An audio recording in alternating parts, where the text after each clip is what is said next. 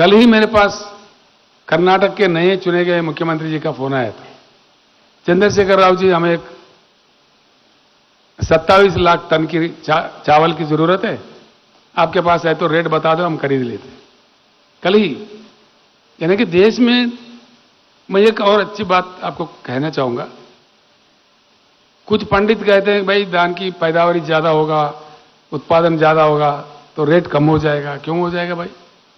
आज भी हमारे आदिवासी, हमारे दलित भाई, हमारे पिछड़े वर्ग के लोग और अपर कास्ट के भी जो गरीब लोग हैं, सही न्यूट्रिशन खाना नहीं खा पा रहे, संतुलन वाला खाना उनको नहीं मिल रहा है। बिल्कुल ये गलत बात है। चाइना के मुकाबले में, अमेरिका के मुकाबले में, कुछ अन्य देशों के मुकाबले देखे, हमारा खाना उतना संतुलित नहीं है जिस प्रकार का होना चाहिए। माल न्यूट्रिशन की बहुत बड़ी प्रॉब्लम है देश में। पूरे लोगों को अगर अच्छा खिलाए तो हमारी पैदावारी बिल्कुल बस हो जाएगा। कुछ देश है गरीब तो उनको दे देंगे, उनके पास बेच देंगे।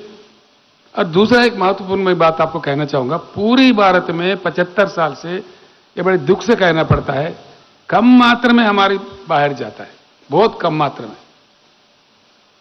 पानी है, 41 करोड़ एकड़ का भूमि है, 140 जनता है, मेहनत करने वाले, सब कुछ है। भारत में सूरज अच्छा खिलता है जो फसल उगाने के लिए चाहिए। आज हम बेशर्मी से मैकडॉनल्ड का पिज्जा बर्गर खा रहे हैं। अब सोचिए क्या हालत है, जबकि उल्टा होना चाहिए। इतना भूमि, इतना पानी, इतने किसान, इतने लोग रखते हुए हर तहसील में कम से कम 2-4 इंडस्ट्री लगना चाहिए फूड प्रोसेसिंग के। हमारा खाना पूरा दुनिया का आना चाहिए, हमारा एक्सपोर्ट होना चाहिए। इसके लिए भी स्टोरियां सुनाते हैं, कहानियां सुनाते हैं। बना लीजिए बिहार सरकार, मैं करके बताता हूं कैसा नहीं जाता है, कौन रोकता है, किसका मजाल है। हमारा खाना पूरा देश में, पूरा दुनिया में जाना चाहिए। किसानों को अच्छे दाम मिलना चाहिए। हर तहसील में 2-3-4 इंडस्ट्री लगना चाहिए जो फूड प्रोसेसिंग इंडस्ट्री है, जो एग्रीकल्चर से जुड़े हुए हैं। पूरे युवाओं को उसमें नौकरी मिलना चाहिए, करोड़ों लोगों को। ये नहीं करते हुए ज्यादा मत उगाओ, ये करो वो करो। सबसे दुख वाली बात यह है, एनसीआरबी जो सरकार, केंद्र सरकार की संस्था है, वो खुद बता रहे हैं कि देश में लाखों किसान का ऑलरेडी आत्महत्या हो चुका है। 1-2 नहीं, 3 लाख के ऊपर किसान देश में आत्महत्या कर चुके हैं। फिर कोई बात नहीं, कोई एहसास ही नहीं, ना केंद्र सरकार को है, ना राज्यों की सरकार को है, ना इनको देश से मतलब है, ना प्रदेश से। हो क्या रहा है? फिर इनको कौन जगाएगा, कौन समझाएगा? वो तो बस लगे हुए हैं चुनाव जीतने। धर्म का नाम बोलो, इसका नाम बोलो, जातिवाद पैदा करो, लोगों में फूट डालो, बस चुनाव जीतो।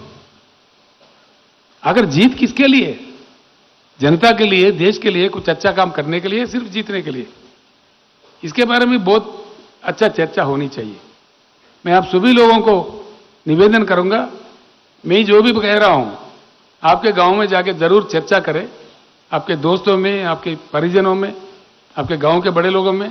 भाई केसीआर ने ऐसे कहा, ये सच है क्या है, इस पर हमको क्या करना है? बिल्कुल महाराष्ट्र में बहुत जोरों का चल रहा है बीआरएस का काम, मैं बहुत संतुष्ट हूं। संभावित रूप से आज एक तूफान के जैसा जा रहा है। 4 लाख अब तक हमारे कमिटियों में लोग आ चुके हैं, 4 लाख के ऊपर।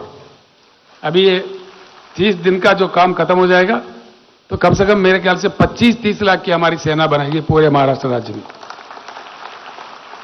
अब बहुत बड़े बड़े नेता भी हमारे तरफ देखने लगे हैं।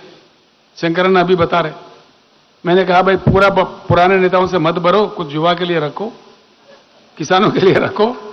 फिर पूरे 1 by 1 गए तो पुराने दुकान खुल जाएगा, फिर हम कोई काम नहीं कर पाएंगे। ले कुछ तो रखो, सही बात है ना? तो लिहाजा मैं कहता हूं, नेतृत्व करने वाले कर रहे हैं, 75 साल हो गए, एक बार हम भी ले लेते हैं नेतृत्व।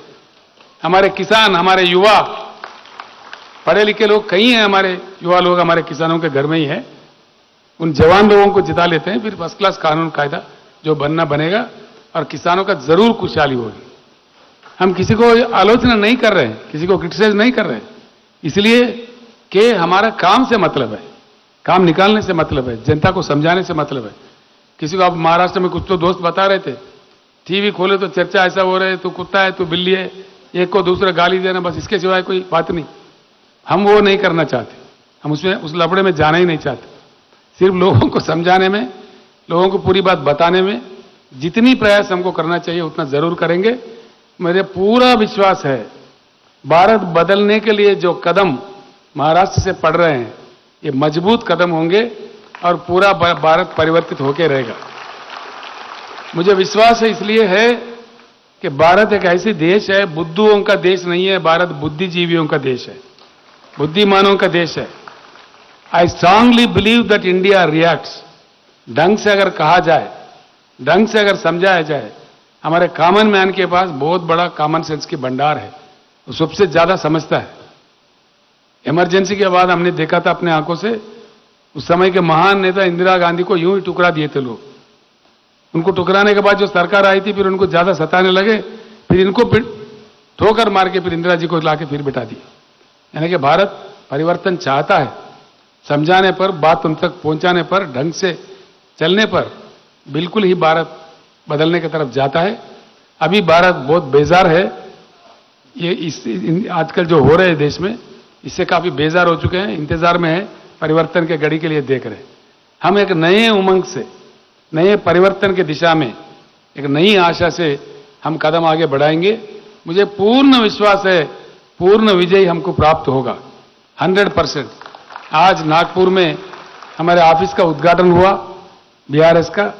औरंगाबाद में एक बिल्डिंग खरीद ली है, वहां भी खुल रहा है, और पुणे में, मुंबई भी अपने खुद के ऑफिस होंगे, वहां लंगर भी खोलेंगे, जो भी आएगा वहां खाना खाएगा आराम से। तो इस प्रकार का पूर्ण रूप से हम पूरे राज्य में फैल जाएंगे, हमको जरूर विजय प्राप्त होगा, मुझे ये पूरा आशा है। क्योंकि महाराष्ट्र एक ऐतिहासिक जगह है, शिवाजी महाराज का जगह है, अंबेडकर, बाबा साहब अंबेडकर का जगह है, ये फुले सावित्री जी का जगह है। यहां कोई चीज की कमी नहीं है, बुद्धि की कमी नहीं है, लेकिन राजनीति में हम गुमराह है। अभी हम एकत्रित हो जाए तो सब कुछ बदल जाएगा। मुझे पूर्ण आशा है, विश्वास है, हम जरूर विजय प्राप्त करेंगे।